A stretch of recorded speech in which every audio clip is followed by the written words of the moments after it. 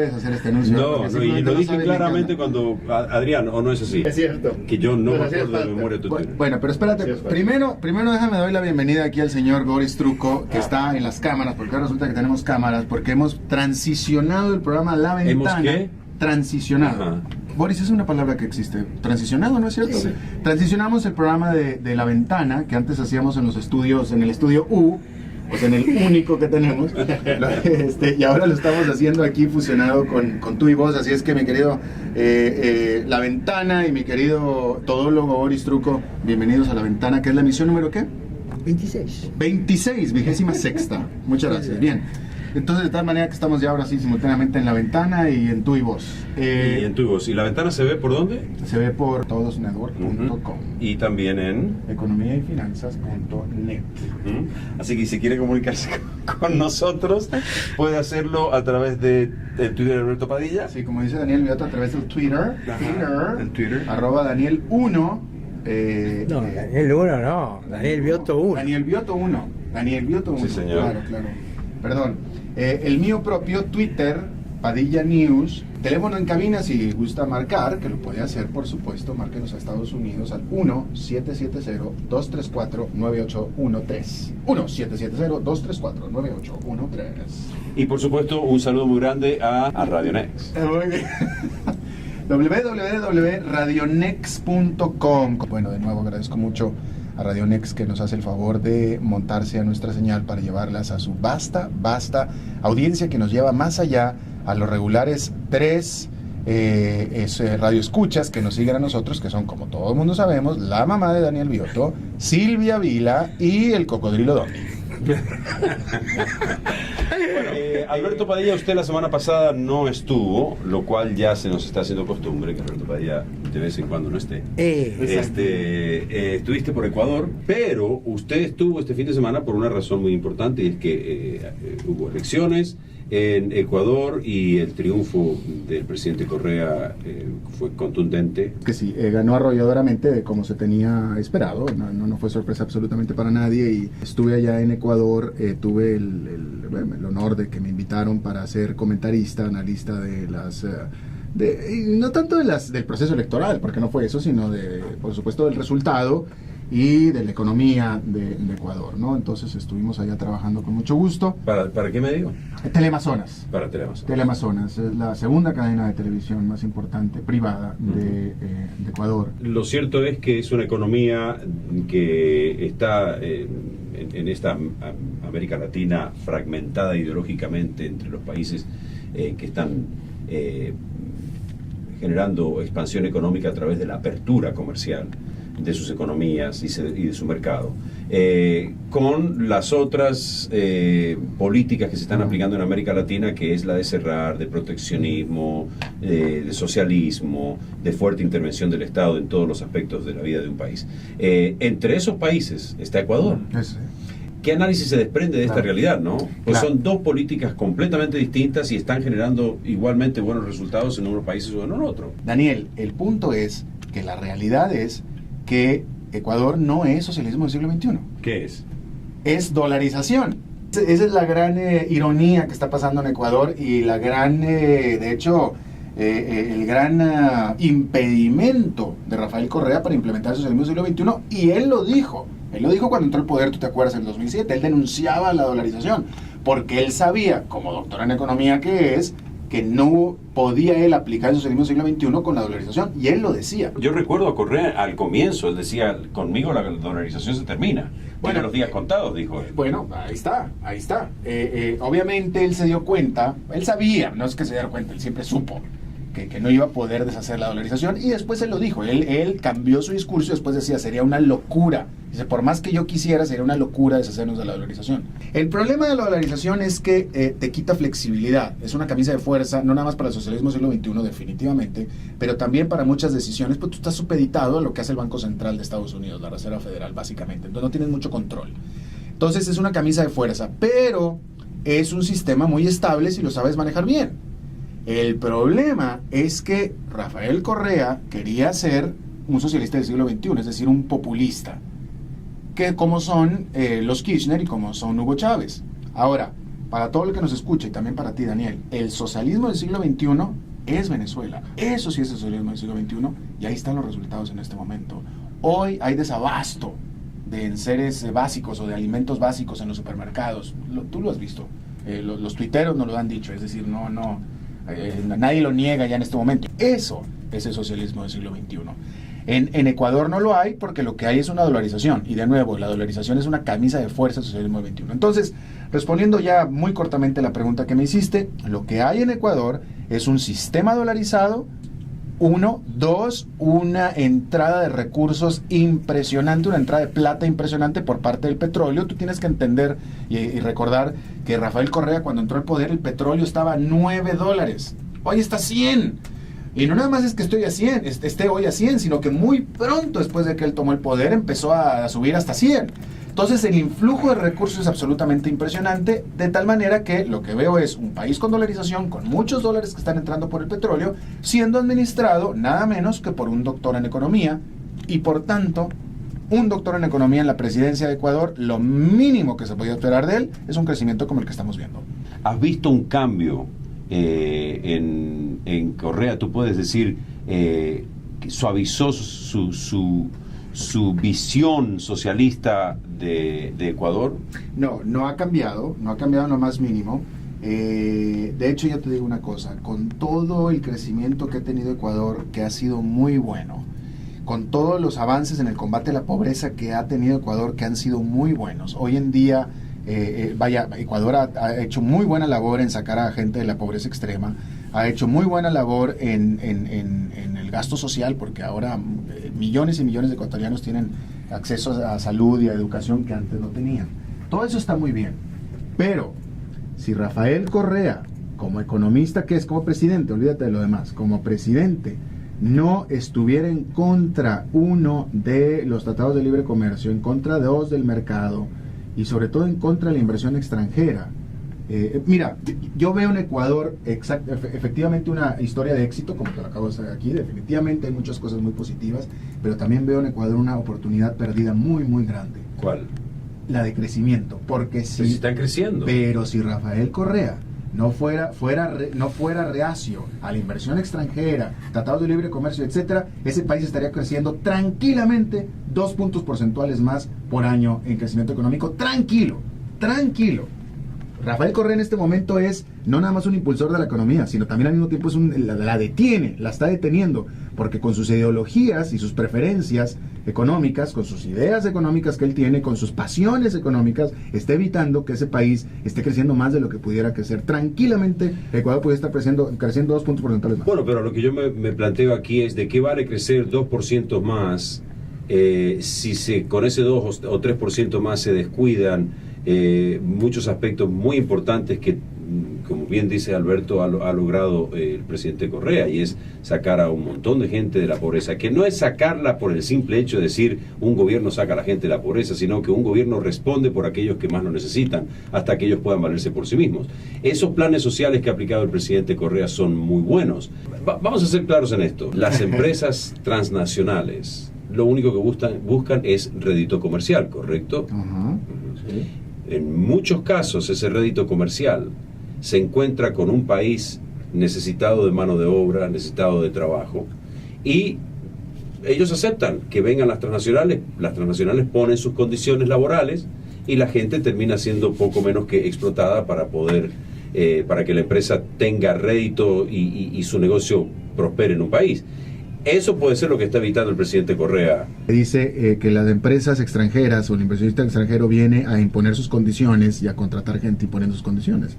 Y yo pregunto aquí, ¿quién dijo eso? ¿Quién dijo eso? Si los países tienen leyes a las que se sujetan las empresas extranjeras. Es decir, si una empresa extranjera no le conviene por las leyes y por los reglamentos y por los costos y por etcétera, a operar en un país, no le conviene y no va. Pero seguramente va a venir una empresa. ¿Quién va a venir a ningún país a poner condiciones? Hay han sido noticia, y esto se ha conocido en el mundo entero, empresas que han que están trabajando incluso en nuestra América Latina y contratan a niños para trabajar, a menores de edad. Pero la gente trabaja 10, 12, 13 horas, es un trabajo casi forzado el que trabaja, el que realiza la gente, no se les pagan horas extras, etcétera, etcétera, para producir zapatillas, para producir ropa que termina en la Quinta Avenida de Nueva York, o en las grandes tiendas de ramos generales aquí en Estados Unidos y en Europa. O sea, eso se conoce, eso está en todos lados. Que eso es normal, es decir... No es normal, Permíteme. Es práctica diaria, pero no tiene que ser lo normal. Ok, ¿ya? Ya puedo, correcto. Gracias. El principio fundamental de una empresa es el de maximizar sus utilidades, el maximizar su trabajo. Si tú una empresa la dejas libre, o sea, un empresario lo dejas libre, o sea, si tú... Tu inclinación natural es la de maximizar y explotar al máximo los recursos que tú tienes, incluyendo incluso el humano. Exactamente, pero esa es tu inclinación natural. Permíteme, para eso tienes un estado regulador que te impida ejercer al máximo tu inclinación natural. Es que por eso existen gente como Bill Gates y gente como Warren Buffett y gente como cualquier otro empresario, si tú los dejas libres se convierten en unos monstruos espantosos. Entonces es menester de la ley regular eso, que la empresa sepa que si quiere hacer el abuso, como es la inclinación natural, porque quieres maximizar tus utilidades, te va a costar y te va a caer la ley encima. Entonces ahí es donde las leyes de los países regulan a las empresas. ¿Por qué en China y en Asia hay casos donde explotan a los niños y en Estados Unidos no? El empresario de Estados Unidos es tan maldito como el de Asia. Lo que pasa es que aquí sabe que le va a caer la ley encima. En Asia saben que no. Por eso explotan a los niños. Eso es todo. Sea la culpa de quien sea, falencia legal o en la legislación de un país, o negociaciones a las que se llega cuando una empresa quiere invertir en un país, en definitiva no quiere invertir en un país, porque las empresas buscan a los países donde ellos saben que pueden llegar y decir, yo voy a traer mi fábrica acá para producir determinado producto, voy a invertir 20 millones de dólares y voy a generar 1.500 puestos de empleo. A cualquier político de esos países se le ponen los ojos así, diciendo, ok, ¿qué crees que haga yo para que vos pongas tu empresa acá? Y así ocurre en todos lados. No importa cuál es en materia legal qué es lo que ocurre, a la hora de la hora, la situación económica es la que te dicta cómo vas a negociar con una empresa internacional que viene a establecerse en tu país, en tu estado, en tu localidad. Son ellos los que terminan negociando. Nadie está al amparo de la ley. ¿Me entiendes? Y entonces por eso es que se producen una serie de abusos sistemáticamente a las leyes laborales en cualquier parte del mundo cuando las transnacionales llegan, porque las transnacionales, Alberto Padilla, yo te he escuchado decir muchas sandeces en este programa, pero ninguna mayor que la que acabas de decir hoy. Las transnacionales van y ponen sus condiciones. En cualquier lado del mundo ponen sus condiciones sin importar cuál es en materia legal, qué es lo que dice la ley de un país. Ellos van y ponen sus condiciones. Y los países que dicen no a las condiciones que ponen las transnacionales, la transnacional se va al país siguiente. Exacto. O busca en la India, o busca en África, o busca en Centroamérica. Me dijeron que no en Perú, me dijeron que no en Ecuador. Bueno, yo me voy a Guatemala, yo me voy a Honduras. Y terminan allá imponiendo sus condiciones. Bueno, vamos a suponer que lo que tú dices es cierto. Vamos a suponer que la empresa en Ecuador va a ir y va a poner sus condiciones. Vamos a suponer que es eso. En cualquier parte. Ok, estamos hablando de Ecuador. Vamos a suponer que eso sea cierto. Ok. Si es cierto, entonces, déjale a la empresa que vaya y abra sus puertas. Al cabo que entonces nadie se va a contratar a la empresa. ¿Por qué? Porque evidentemente los ecuatorianos tendrían otra opción. Yo no me voy a ir a trabajar como ecuatoriano en una empresa donde me voy a ir a explotar. Mejor me quedo haciendo lo que estoy haciendo porque voy a estar mejor que como estoy. ¿Me explico? Al menos dales esa opción de escoger. Al menos... si la empresa explota, entonces queda sin empleados, porque evidentemente la opción es otra. La opción es mejor, quiero decir. Además... Cuando tú hablas de que vienen a poner sus condiciones, bueno, no lo dudo que vengan a poner sus condiciones, pero bueno, el país las negocia. Todas las relaciones humanas son negociadas, absolutamente todas, desde el marido y mujer hasta el hijo, padre, todo. Pero el punto que quiero hacer aquí, Alberto, es que ese tipo de trabajo que se ofrece de acuerdo a las necesidades que tiene una comunidad o un país, tiene mucho que ver con la dignidad de la persona también. Si tú eres un empresario con responsabilidad social y con dignidad, yo te puedo asegurar que no vas a utilizar la necesidad del otro para explotarlo para tu beneficio y para que tu empresa sea más rentable. Pero bueno, hay mucho empresario allá afuera que realmente son delincuentes y cazadores de explotadores de personas. ¿Sí? Mientras haya gente con dignidad o estupidez o como le queramos llamar, con la posición como la tuya, de que yo prefiero morirme de hambre, en esa medida van a permanecer los salarios. Es decir, si hay gente como tú, entonces van a subir los salarios, porque voy a tener que pagar más salario para que tú aceptes trabajar conmigo.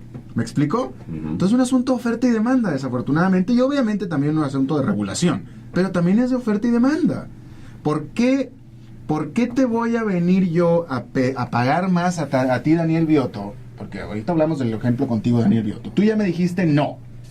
Entonces, yo te vine a hacer un favor. Pues, Correcto.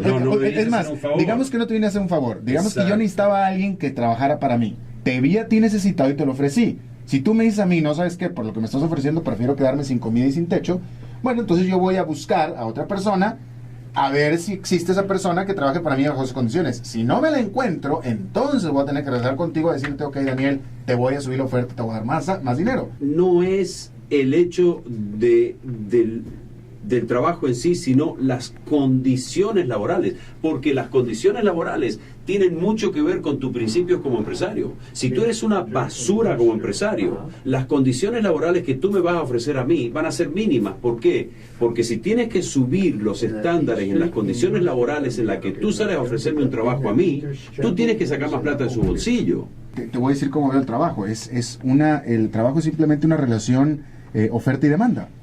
Es decir, tú necesitas algo que yo tengo algo que tú necesitas y tú determinarás si lo que yo tengo te sirve o no te sirve.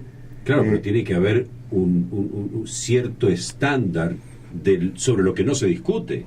Ciertos estándares que tenían que estar implícitos. Es decir, es lo mismo que la oferta y la demanda. Cuando tú vas a una tienda a comprar algo, hay un mínimo de estándares en una tienda. La persona va a estar cómoda, va a haber y la ley te luces, protege, y la ley te protege. Para que tú puedas ver ahí los productos que están a disposición, los precios, etcétera, etcétera. Tú compras y te vas. Hay un mínimo de estándares. Sí, hay una oferta y demanda dentro del marco de la ley. Del marco de la ley, totalmente de acuerdo, totalmente de acuerdo. Así es como yo veo. Me preguntas a mí cómo veo el trabajo. El trabajo es una relación oferta-demanda. Eso es lo que es. Vamos a hablar a lo mismo. ¿Quién está? Vamos a hablar a lo mismo. José. Hola. José, ¿con quién estás? ¿Con Alberto o con Daniel? Lo que quiero decirles es que los dos están en lo correcto. América Latina, desgraciadamente, no ha logrado madurar. Yo soy peruano y Perú en este momento es, que te digo, el imán de todas las inversiones golondrinas y las otras también. Pero el empresario, como tú, como yo, que quiere entrar en negocio, pues funciona como tú lo estás diciendo. Yo conozco acá muchos temas, muchos problemas de esa naturaleza donde latino, empresario, pues como dicen los mexicanos, le dan en la torre a los mexicanos y a todos los latinos. Yo pienso que mi idea, después de todo esto, es que el trabajo dignifica al hombre definitivamente, y es el Estado el que tiene que velar porque eso se cumpla, que aquí, o sea, en nuestros países. Lo que yo encuentro, la falla está en nuestros países. Desgraciadamente, los gobernantes son reyes, no son presidentes, no respetan las cámaras, no respetan el poder judicial. Ellos son la última palabra. Esa es la realidad, esa es la verdad. Entonces, llegar a ser presidente de un país significa ser un reyesuelo por 4, 5, 10 años y esquilmar a nuestros países. Yo creo que la conciencia viene a través de la educación. José, ¿tú estás aquí en Atlanta? Sí. ¿Y a qué te dedicas? Yo trabajo en una empresa de servicios. Ok, eres empleado. Sí. ¿Tú trabajaste en Latinoamérica como empleado? Sí, ¿Y como empleado y como empresario. También, más como empresario que como empleado. Ok, bueno, entonces tiene más valor incluso lo que estás diciendo. Sí, también hice lo que tú dices, ¿no? O sea, también fui un hijo de P, porque sí esquilmé a mis compatriotas, porque tenía obligaciones. Allá también hay bancos, allá también los bancos te coaccionan. Pero no me hables de los bancos, permíteme, no me hables de los bancos, nada más te pregunto yo a ti, ¿tuviste que, o hiciste tú como empresario, explotaste, exprimiste a tus empleados por tu lucro para quedarte tú con dinero en tu bolsillo? La pregunta es ambigua, porque no era para en ese momento tener el dinero y echármelo y hacer riqueza. La verdad es que yo llegué a tener hasta 3.000 trabajadores en mi país y mi interés era darles trabajo. Entonces habían tiempos donde eran buenos y los salarios los mejoraban, y hay tiempos que eran malos, re malos, y entonces pues había que sacrificarse todos, ¿no? Exacto, pero hubo alguna instancia que tú, viéndolo en retrospectiva como empresario, ¿abusaste? ¿Sentiste que abusaste? Sí. Si tu pregunta es esa, yo te digo que sí, ¿no? ¿En qué sentido abusaste? En el sentido, pues, de pagar salarios que estaban por debajo del estándar. ¿Con qué condiciones y bajo qué condiciones laborales? Mínimas, pésimas. Pues tú sabes cómo son nuestros países, no puedes... Por eso, pero cuando yo digo abusaste me refiero, tú pudiste haber pagado más, pero no quisiste. No, eso no. A eso me refiero a abusar. No, te digo, en el estándar, claro, era un abuso, porque si tú veías... Sí, bueno, pero ¿podías tú pagar más? No, definitivo, no. Entonces no era abuso. Es que no era abuso. Abuso es cuando puedes y no lo haces por cabrón. Claro, pero eso está en mí, ¿no? Que yo sabía que no lo estaba haciendo, pero en los ojos de los demás estaba que yo era un hijo de P. Claro, por supuesto, pero es que ese es un buen punto que estamos haciendo aquí, Daniel. Hay veces que realmente no se puede. Hay un factor que se debe tener en cuenta, José, aquí, y es lo que dicta el mercado de valores, la bolsa, donde cotizan las empresas. Ahí es donde, en definitiva, te están indicando qué es lo que tiene que hacer una empresa en materia laboral para que su producto o su servicio genere mayor rentabilidad y haga que las acciones suban en Wall Street o en Frankfurt o en la bolsa en cualquiera de nuestros países. Ellos también dictan mucho del comportamiento de una empresa o del comportamiento de los empresarios o de las corporaciones a la hora de tomar decisiones en materia laboral, ¿o no? Yo te diría que no. Yo te diría que eso es la consecuencia final. ¿Okay? Cuando ya la empresa está consolidada y entró a la bolsa de valores, aún así, ¿no? Tú ves, por ejemplo, el caso de la empresa de computadoras Dell. Ellos, ante esta situación que están viviendo, donde ya pues la computadora no es un producto como lo fue antes, hoy día las tablets, los teléfonos inteligentes han desplazado la fabricación de las computadoras. Entonces ellos tienen planes de desarrollo, tienen producción, y todo se les fue al diablo. Entonces, ¿qué tienen que hacer? Despedir gente, porque es una empresa privada. Y la bolsa de valores pues los están apretando y ellos tienen ya que actuar de una manera desesperada. Al final tú dices, oye, mi dinero, yo no voy a ir hasta el final y perderlo todo. Pues cierro todo y me quedo con lo que tengo y punto, ¿no? Es lo que más o menos nos pasa a todos. Yo tenía tantas deudas en mi país, estaba tan endeudado, le debía al fisco, debía impuestos, debía a mis trabajadores, tenía juicios, pero no era mi culpa. O sea, no generé yo eso.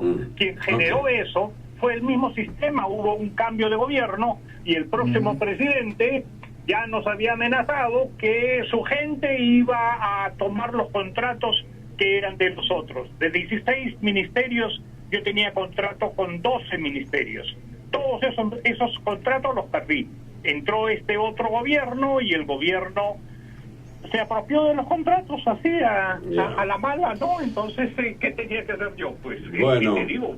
Sí. Cerrar todo y tratar de salvar lo que podía y fin de la historia. Tú dices que las circunstancias te obligaban a pagar salarios literalmente mínimos, es decir, subpares, si tú quieres. Las circunstancias te obligaban. Ahora, y tú admites que bueno, vaya, me acabas de decir que no había de otra. Yo te pregunto, ¿tus trabajadores tenían otra opción? No, no tenían otra opción. Pues, porque, es que ahí está lo que te digo, es que es justamente ahí está lo que te digo, es la oferta y demanda, Daniel, que hay veces que, como está diciendo José, el empresario paga el salario que literalmente puede, y si hay trabajadores que lo aceptan así es porque es que no tienen otra opción, y es donde se junta y donde se cumple la oferta y la demanda. Pero a lo que yo quiero ir es al tema de fondo. El tema de fondo es América Latina. Y en América Latina, desgraciadamente, no hay educación popular. Los gobiernos, los gobernantes, ya llego a la conclusión de que ellos quieren que este modelo se perpetúe. Ellos, los presidentes, son los dueños del país, manejan la administración, manejan la justicia. Claro. No es como en este país. Tú ves al presidente en este momento con el tema de que se nos viene encima de la economía. Él está pidiendo al Congreso que por favor entiendan, están pidiendo al otro partido, etcétera. En nuestro país no es así, en nuestro país pasa algo y el presidente dice, voy a hablar con el Poder Judicial para que esto se cambie, se modifique, Claro. etcétera. Es decir, es el dueño del Poder Judicial. Oye, José, muchísimas gracias. Oye, Eso es lo que ustedes, yo creo que deben centrar su tema en educar a nuestra población. Si hay muchos que a ustedes los sintonizan por internet, ahí deben orientar. Miren, nuestro problema es ese, tenemos que educarnos políticamente. gracias. Hasta luego. Un placer. Bye. Chao, chao. Bueno, y para terminar, Alberto, entonces, en definitiva, creo que ha quedado un tema muy interesante planteado aquí con... O sea, ya quedó, vas a seguir de muerto de hambre, no tomar trabajo para que te jodas. Punto. Vente, mira. Para terminar, esta linda edición Mira, de Tu y Voz, que se escuche. para- Bueno, y si usted quiere ver más o menos cómo nos vemos haciendo este programa a través de La Ventana, muchas gracias, esto es todo también lo que tenemos de despedida de La Ventana, y espero que la vean en video. Así llegamos al final de esta edición de La Ventana. Muchas gracias. Llegamos muy bien, Alberto, ¿no? Con ganas de irnos ya a disfrutar el fin de semana. Así que la pasen ustedes muy bien. Hasta Sí. la próxima ventana, Bueno, desde el 13:10 AM.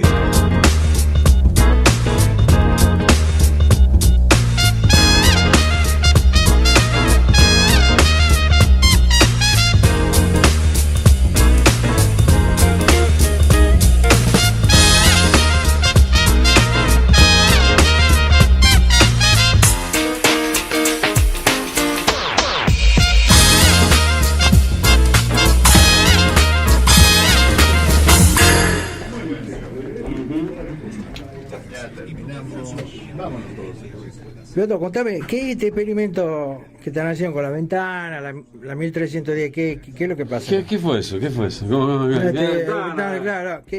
contame, ¿qué es este experimento, Piotr? Bueno, a partir de ahora La Ventana va a estar saliendo los días sábados desde los estudios de 13:10 AM aquí en Atlanta, Georgia. Así que es una nueva forma de establecer contacto con nuestra audiencia.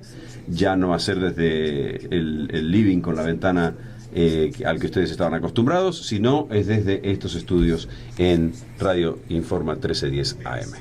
Y entonces, como que vos querés crear una sinergia con los medios estos nuevos que hay, Radio Next, la Radio 1310... ¿Vos qué querés hacer, digamos?